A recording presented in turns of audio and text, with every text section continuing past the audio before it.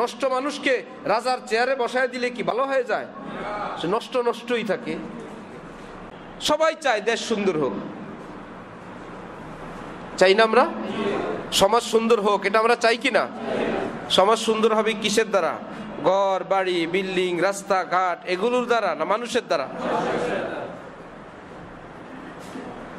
হাজার ভাঙ্গা রাস্তা হোক, হাজার দোতলা একতলা টিন শেড ঘর হোক, আগের যুগের মতো নৌকা দিয়া পারাপার হোক, এত উন্নত ঘর বাড়ি না হোক, গাড়ি এত উন্নত না হোক, পুরা ঢাকা শহরে আমরাই তো দেখছি কয়টা প্রাইভেট কার ছিল, শুধু বেবি ট্যাক্সি আর টেম্পু। আর আপনারা তো কত কিছুই দেখছেন।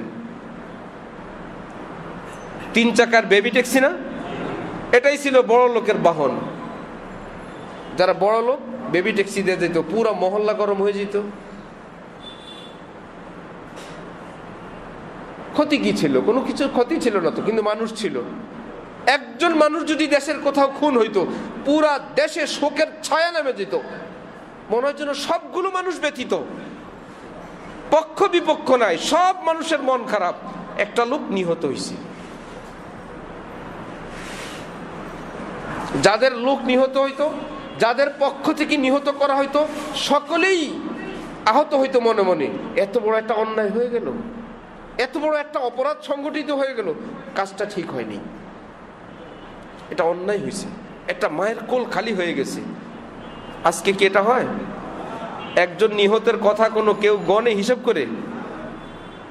কি বলে একজন নিহত হয়েছে, এই খবর নিয়ে আসছে উনি, পানিবাত হয়ে গেছে। পানিবাত হয় নাই, আল্লাহর আরশ ঠিকই কাঁপে, আমরা কাঁপি না, মানে আমরা এখন আর মানুষ নাই। আমাদের ভিতরটা নষ্ট হয়ে গেছে, হাত কেটে ফেলছে, মাথা ফেটে গেছে, রক্তাক্ত হচ্ছে, অমুকের ফায়ার হয়েছে, অমুকের দুর্ঘটনা হয়েছে, এগুলো যেন আমাদের দৈনন্দিনের একটা রুটিন পরিণত হয়েছে। কারণ আমাদের থেকে মনুষ্যত্ব দূর হয়ে গেছে, মানবতা দূর হয়ে গেছে। যে দৃশ্য আমাদের দেশে ঘটে গেল, এটা পৃথিবীর ইতিহাসে এক বিরল ঘটনা। এটা আমাদের জন্য যে লজ্জার ঘটনা ঘটে গেল, আমাদের থেকে এই লজ্জা মোছা মুশকিল।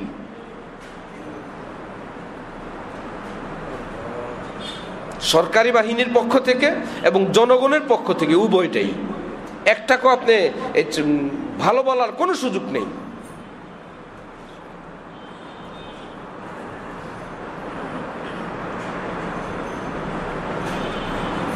কেন ঘটল? কারণ অনেক। এই ঘটনা খুব কম ছিল, একটা জীবন্ত মানুষকে পিটায় হত্যা করা। একটা পর্যায়ে মানুষ গিয়ে থামতো, থাক ভাই থাক। এখন আর সেই লোক খুঁজে পাওয়া যায় না। একটা পর্যায়ে গিয়া একদম যারা পিটাইতো তাদের মধ্যে 2-1 হইতো না আগে, ভাই ভাই ভাই আর দিও না ভাই, এরকম হইতো না? এখন আর সেই লোক নাই। আশ্চর্য কথা, এখন যে একটা পর্যায়ে গিয়ে একটু মায়া আসবে, সেই লোক নাই, থামানোর লোক পাওয়া যাচ্ছে না। এটা কি আমাদের জন্য ভালো খবর? ইতিমধ্যে ছোট্ট ছোট্ট অপরাধী বিভিন্ন জায়গায় যুবকরা ধরতেছে, ছোট্ট ছোট্ট অপরাধীকে মেরে ফেলতেছে। জোশ উঠছে তো, মারামারি শুরু হয়েছে। আদৌ কি অপরাধী কিনা সন্দেহভাজন না অপরাধী, অপরাধের মাত্রাটা কি সেটার কোনো খোঁজ খবর নাই। শুরু হয়েছে তো মৃত্যুর আগ পর্যন্ত থামাথামি নাই।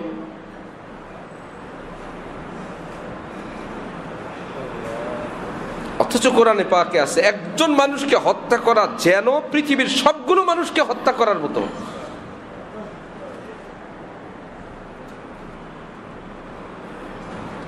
সে যেমনই হোক, যেই হোক, যেই দলেরই হোক, তার দেহে সুই ঢুকাইলে সে কিন্তু সমান ব্যথা পায়। তার সন্তান সে যখন ঘরে যায় বাবা বলে কিন্তু ঠিকই তাকে ডাক দেয়। তার মায়ের কাছে কিন্তু সে ঠিকই সন্তান, ভাইয়ের কাছে কিন্তু সে ঠিকই ভাই, স্ত্রীর কাছে ঠিকই তিনি একজন স্বামী, তার পরিবারের কাছে তিনি একজন সদস্য। যে নির্মম ঘটনাগুলো ঘটে গেল, হাদিস শরীফ রাসূল সাল্লাল্লাহু আলাইহি ওয়াসাল্লাম বলেন, পৃথিবীর কোনো প্রান্তে যদি অপরাধ সংগঠিত হয়, কেউ সেখানে উপস্থিত ছিল, মান শাহিদাহা ফাকারিহাহা, সে সেখানে প্রতিবাদ করলো এবং অসন্তুষ্ট হইল, যে এ অন্যায়টা ঠিক হয় নাই, তার সামনে সংগঠিত, যেহেতু মন থেকে সাপোর্ট করে নাই, নবীজি বলেন কানা কামান গাবা আনহা, আমার উম্মত যেহেতু সাপোর্ট করে নাই, ফেরেশতারা তার আমলনামা লিখবে তিনি এখানে উপস্থিত ছিলেন না। আর যদি পৃথিবীর অন্যত্র কোথাও ঘটলো, দূরে বসে কেউ বলল খুব ঠিক আছে, কোনো ভেদাভেদ, কোনো বিচার আচার, কোনো কিছু বিবেচনা ছাড়াই সে সাপোর্ট করে দিল, খুব ঠিক আছে, মারো, পোড়াও, কাটো, জ্বালাও, যে কোনো অপরাধকে, নবীজি বলেন দূরে বসেও যদি সাপোর্ট করলো অপরাধকে, কিয়ামতে ফেরেশতারা রাখবে ওই অপরাধের তিনি একজন সদস্য, সে বলবে আমার দেশ তো সেখানে না, না তুমি দূরে বসে সাপোর্ট করাতে ওই অপরাধের জন্য তোমাকেও দায়ী করা হয়েছে।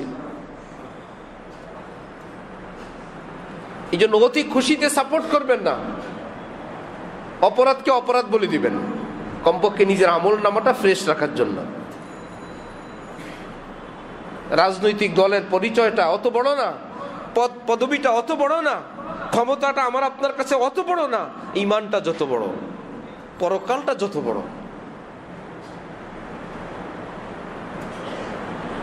আমরা তো একই বাবার সন্তান, মুসলিম অমুসলিম সবাই মিলে হযরত আদমের সন্তান না সবাই? অপরাধী হোক আর যেই হোক একই বাবার সন্তান আমরা। অমুসলিম ভাইয়েরাও তো একই বাবার সন্তান। আমরা একটা দেশে থাকি, একটা মানচিত্রে থাকি। এইটুকুন মিলেমিশে থাকার জন্য ইসলামের যে সুন্দর নিয়ম, যে মুসলিম দেশে যদি অমুসলিমরা থাকে তাহলে মুসলিমের যে রাষ্ট্রীয় অধিকার অমুসলিমের সমান অধিকার। এমনকি নবীজি বলেন কোন মুসলিম দেশে যদি অমুসলিমরা থাকে, অমুসলিমদের উপর যদি কেউ জুলুম করে, অত্যাচার করে, কিয়ামতের দিন ওই মুসলিমের বিরুদ্ধে আমি আল্লাহর দরবারে মামলা দায়ের করব। মুসলিমের বিরুদ্ধে মামলা দায়ের করবেন রাসূলুল্লাহ সাল্লাল্লাহু আলাইহি ওয়াসাল্লাম। যে তুমি ভাবছো যে জোর জুলুম করে তুমি অত্যাচার করবা, এই হাদিস থেকে মানবতার কত সর্বোচ্চ সবকের ঘোষণা দিলেন, মানবাধিকারের কত উন্নত সবক দিলেন। তো আমরা একই বাবার সন্তান, আমরা একই দেশে বাস করি, তো আমরা একটু থাকি না মিলেমিশে। আমাদের চিন্তা ভিন্ন হইতে পারে, আমাদের মন মানসিকতা ভিন্ন হইতে পারে, আমাদের ব্যবসা বাণিজ্য ভিন্ন হইতে পারে, আমাদের তরিকা ভিন্ন হইতে পারে, আমরা এক এক হুজুরের ভক্ত হইতে পারি। এগুলো নিয়ে আমাদের এত চিন্তা কেন? নিজের কাজ করি, আমার দ্বারা কারো কষ্ট না হয়। আমার হজরতওয়ালা শেখ ঢালকানগর তিনি বলেন যে মানুষ হওয়ার জন্য সবক দুইটা, একটা হইল আমার দ্বারা আল্লাহ পাক এর হক নষ্ট না হয়, নাম্বার দুই আমার দ্বারা কোনো মাখলুকের হক নষ্ট না হয়। এই দুই সবক যার ব্রেনে থাকবে, আমার দ্বারা আমার আল্লাহর হক নষ্ট না হয়, আমার দ্বারা কোনো মাখলুকের হক। চিন্তা করছেন? হাদিস শরীফ আপনারা জানেন, আল মুসলিমু মান সালিমাল মুসলিমুনা, প্রকৃত মুসলমান ওই ব্যক্তি যার দ্বারা সমস্ত মুসলমানরা তার জুলুম অত্যাচার থেকে নিরাপদ থাকে। শুনছেন না এই হাদিসটা? অন্য সব মুসলমানরা নিরাপদ থাকে, শুনছেন কিনা? এই মুসলমান দ্বারা উদ্দেশ্য খালি মুসলমান না। ইবনে হিব্বান, সহিহ ইবনে হিব্বানের মধ্যে আছে এই হাদিসের ব্যাখ্যা, আল মুসলিম মান সালিমান নাসু, প্রকৃত মুসলমান ওই ব্যক্তি যার জুলুম অত্যাচার থেকে সমস্ত মানুষ নিরাপদে থাকে। আমরা তো জানি সমস্ত মুসলমান নিরাপদে থাকে। এই হাদিসে সমস্ত মানুষ আসলো কেন? হাদিস দুটোটাই সহিহ। মুসলমানদেরকে নবীজি একবার বললেন যে থাকো তো সবসময় মুসলমানের ভিতরেই, যাদের ভিতরে থাকো তারা যদি নিরাপদে থাকে, আর যারা দূরে থাকে তারা তো নিরাপদে থাকবেই। আমার আপনার দ্বারা যদি আমার দেশের লোকেরা নিরাপদে থাকে, আমেরিকার লোকেরা নিরাপদে থাকবে না? দেখা নাই, সাক্ষাৎ নাই, তারা তো নিরাপদে থাকবেই। এই হিসাবে বলছেন। একবার নবীজি বলছেন কোন মুসলমানকে কষ্ট দিও না, তার মানে দিন রাত চাল চলন আচার আচরণ তো মুসলমানের সাথেই, এই হিসাবে বলছেন। আরেক হাদিসে গিয়ে বলছেন মুসলমান মানে হইলো কাফেরকে মারবা, হিন্দুকে মারবা, খ্রিস্টানকে মারবা, খবরদার। আমার উদ্দেশ্য কিন্তু সেটা ছিল না, আমার উদ্দেশ্য ছিল কোনো মানুষকে কষ্ট দিও না। আল মুসলিম মান সালিমান নাস, পাক্কা মুসলমান ওই ব্যক্তি যার অত্যাচার থেকে সমস্ত মানুষ নিরাপদ থাকে। এবার আরো দুই হাদিসে যান। পরহেজগার মানুষ, সবই ঠিক ছিল, একটা বিড়ালকে কষ্ট দিছিল, জান্নাতে গেছিল না জাহান্নামে? দরবেশ নামাজি পরহেজগার বিড়ালকে কষ্ট দিয়ে জাহান্নামে গেল। পাপিষ্ট মানুষ একটা কুকুরকে পানি পান করে জান্নাতে গেল। এবার কি মানুষের মধ্যে থাকলো না, প্রাণীর কাছে চলে গেল। তো বোঝা গেল খালি মুসলমান না, বোঝা গেল শুধু মানুষ না, সকল প্রাণীর সঙ্গে আমার একটা সম্পর্ক থাকা চাই, তারও তো প্রাণ আছে। মহিউসুন্নাহ আবরারুল হক সাহেব উজু করতে বসলেন, উঠলেন, আবার উঠলেন, 3 বার পর গিয়ে উজু করলেন। সাথীরা প্রশ্ন করলেন, হযরত এত জায়গা? তিনি বললেন, যেখানেই বসি দেখি যে পিঁপড়ারা দলবদ্ধভাবে চলছে, আমি উজু করলে তো এদের দল ভেঙে যাবে। পিঁপড়ারা দলবদ্ধ চলতে পছন্দ করে, উজুর পানিতে ভেসে যাবে তারা, এই জন্য আমি জায়গা পরিবর্তন করলাম। বারবার পরিবর্তন করে দেখলাম 3য় জায়গাটায় তারা এরকম ছিল না, আমি উজু করে নিলাম।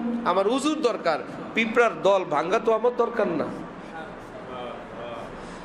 এরা মানুষ ছিলেন। আল্লাহ আমাদেরকে মানবতা এবং মনুষ্যত্ব অর্জন করার তৌফিক দান করেন। আল্লাহ আমাদেরকে জোর জুলুম অত্যাচার থেকে তওবা করার তৌফিক দান করেন। স্টার্ট দিব 1 নম্বরে, মাথা থেকে পা পর্যন্ত এই 3.5 হাত এরিয়ার মধ্যে কোনো জুলুম অত্যাচার করব না।